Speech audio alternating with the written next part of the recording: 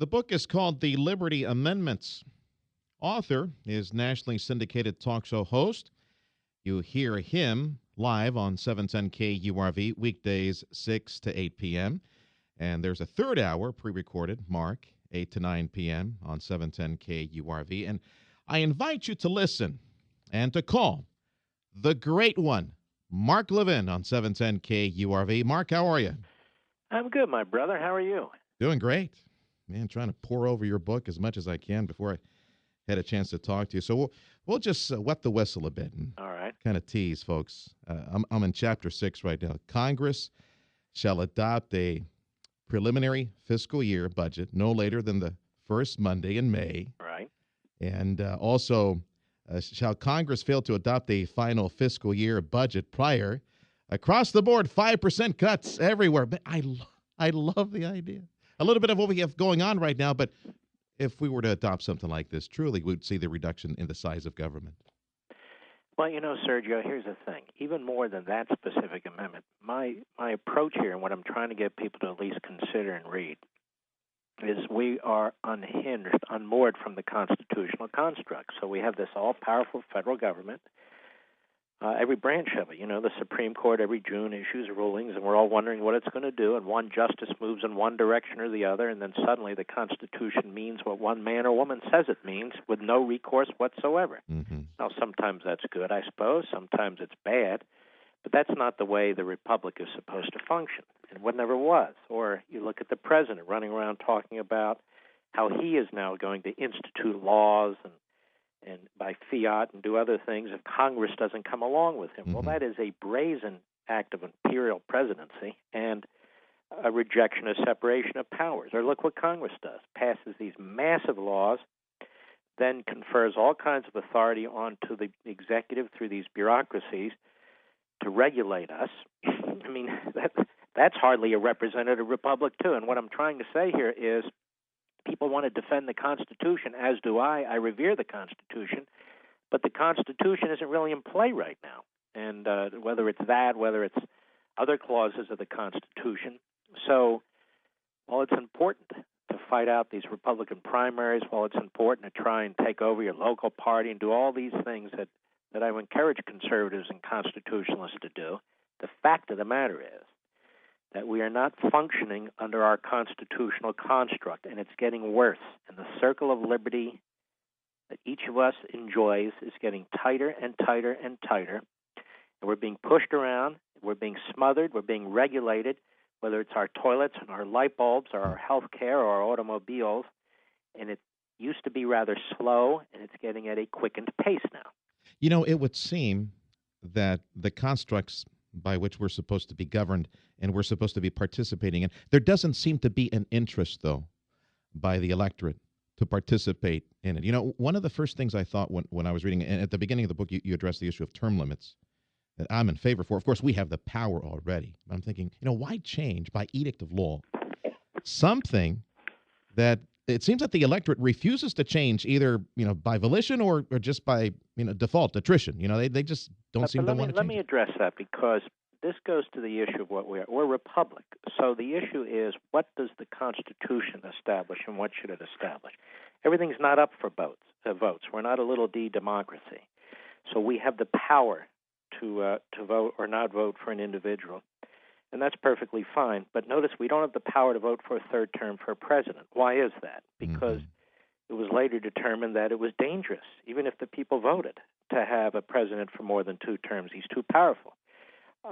If you look at our Constitution, really there's direct elections for one body. That's the House of Representatives. Even the president, there's an electoral college that follows a popular vote. The Senate was supposed to be chosen by the state legislatures. So I'm not into this, we get to vote, so therefore things are good. No, the federal government is supposed to be limited, period. And the power is supposed to be divided. And there's supposed to be different levels of power and checks and balances. And there's a matrix there, and there's a reason for it. So it's not a plebiscite. It's not majoritarianism. And the truth is that incumbents, let's look at the House, they have powers that other candidates can't possibly have. Gerrymandering, an enormous ability to raise funds from K Street in Washington, D.C., voting for largesse to give the people. They have full-time staffs that are constantly communicating with people who call them. And some guy comes out of the neighborhood and he says, you know what, I'm going to challenge this. It's a daunting thing. And so 100 years ago, the House of Representatives, most members served one term and out. Today, nobody serves one term and out. We had this massive election in 2010. It was a historic election, and 85% of the incumbents won re-election. In the 1800s, that wasn't the case. And the framers wanted rotation in and out of office. They never dreamed that there'd be this professional ruling class in Washington. Mm-hmm. So this is just one amendment that I'm suggesting, one reform. If we want to deal with the entrenched ruling class, the governing masterminds, then by God, let's deal with them. Yeah, the meat, from what I gather, the meat of all your constitutional arguments, demanding that we return the power from centralized control back to the people, back to the states specifically. As you said, senators, exactly right. Term limits for even judges, override the power of the justices through vote if necessary. And I noticed the safeguard that you put on one of them. You got 24 months. You don't like Obamacare? Okay, galvanize the vote. Let's go, people. Let's change yeah. 3/5 of the states or 3/5 of Congress. Well, here's the reason. You have. This is just one example. You have Chief Justice Roberts, who moves from one position to the other. So you get a 5-4 decision on Obamacare. He has to actually amend the Constitution through his decision and rewrite the statute. Now we're told this is the law of the land. It was passed by one Congress, one party. The American people, they voted in 2010 to change that, take the House and turn it over to the Republicans, and yet now this law is said to be there forevermore because of one justice, because of one Congress. Now, that's what Thomas Jefferson called democratic despotism. And he's exactly right, because how can they make these permanent decisions that we cannot undo, and yet they evade the Constitution? What I'm arguing here for is the constitutional process in order to breathe, some life back into the Constitution and to restore the Republic. It's a great book full of political genius, in my opinion. It is The Liberty Amendments. The author, syndicated host Mark Levin. You hear him on 710 KURV weekdays 6 to 9 p.m., my guest right now. You mentioned the repeal of the 17th Amendment. You just touched on it a second ago on allowing the states go back to the original write-up of the Constitution. Allow the states to appoint the senators. Get rid of that. I'm still looking for the repeal of the 16th Amendment, though. What do you say? I'm not opposed to it, but I think that's a difficult lift. But if we have the state convention process, that can certainly be something that somebody promotes. I don't object to it. There are plenty of calls from your camp to rein in the spending power, spending authority. Right. Let's balance the budget and all that jazz. In fact, in the let me go see if I can find it here. Section 2 of the taxing one. This is the one that made me laugh with joy. The deadline for filing. I know what you're going to say. Yeah, the deadline for filing federal income tax returns shall be the day before the date set for elections to federal office. That'll show them. Why the hell not? There we go. Well, the point is, look at this. April 15th and the first Tuesday in November. Can they get further apart? I mean, I guess they can, but it's like, well, why are they doing that? I want people, when they vote, to have fresh in their minds the reality of big government, not all the promises from the politicians alone. Term limits for the high court in staggered order. Genius. Honestly, you're filling this book. I was looking for the term. Let me see if I can remember. I was looking up the term in Latin. It's not a curse word. No. All right, just want to make sure. A great collection of political genius. But I'm afraid that we're going to have to put this on the shelf. And the magnum opus, I finally remember the name. Put this on the shelf, and then we'll dust it off for application once the Republic implodes, and then we're required to, take the reins of governance again and establish a more perfect order. I'm afraid that, this is great for debate and great for political wargaming on a morning show, but outside of that, I don't know if these idiots in D.C. are smart enough to apply any of this. Well, Sergio, here's the thing. The whole purpose of this is to bypass these idiots in D.C. But I don't necessarily disagree with you. My goal here is to spread the word, is for people to understand that if you're going to continue to think the way the media, the politicians, and academia want you to think, you won't look at Article 5 in the Constitution. You'll just think what's going on is inevitable. There's not a damn thing you can do about it. You'll live with it and do the best you can. And what I'm trying to say is, well, get your mindset out of that and listen to what the framers said, because they did give us a life rope. And they said so. George Mason said so. This was George Mason's idea, and he said specifically, should Congress become oppressive, the people need to be able to address it short of violence. And this was his idea, adopted by the entirety of the Constitutional Convention. They wrote it, I didn't, and the state conventions all adopted it. And it sits there dormant, and there's no reason to be afraid of it. There's no reason to pretend it's some alien idea. It's not.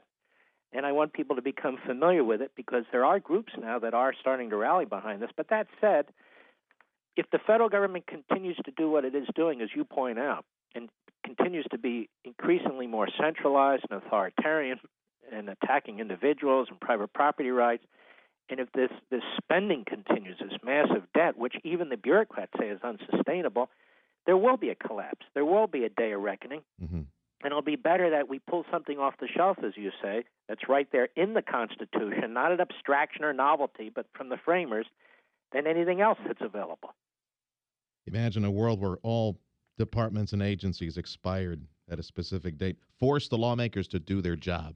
That's to correct. go back and audit and reassess. In fact, for those who fear that CPAs would be out of a job under a flat tax style taxing system, no, those firms would have plenty of work to go back and audit all these departments and make sure that they're running efficiently. And if not, well, call the lawmakers to disband that work. Well, you said something earlier, and it's very important, because you really grabbed the gist of this. What this essentially is doing is it is moving decision-making, ultimate decision-making, away from the ruling class in Washington, away from the bureaucrats in Washington. No, they'll get their shots. They'll get to make their decisions. But they won't always have the final say on the biggest of issues that really affect Americans broadly. So there'll be recourse. There'll be recourse when 5 individuals, imperfect human beings on the Supreme Court, do something. Mm-hmm. And just so people understand, sometimes the Supreme Court does wonderful things, and sometimes it does disastrous things, like upholding slavery in Dred Scott, or segregation in Plessy, or the internment of Japanese Americans in Korematsu, and I can go on. Now, they've done good things too, but why should society sit there impotent in matters that society may say, wait a minute, they got that really, really wrong, and again, not a plebiscite, but 3/5 of the states or Congress respond. So, Mark, when might we see you in McAllen? Wow, what a question. I don't know. I don't even go home to Philadelphia anymore. Front line of immigration reform, debate, and all that jazz. How about it, Mark, someday? Someday. Yeah?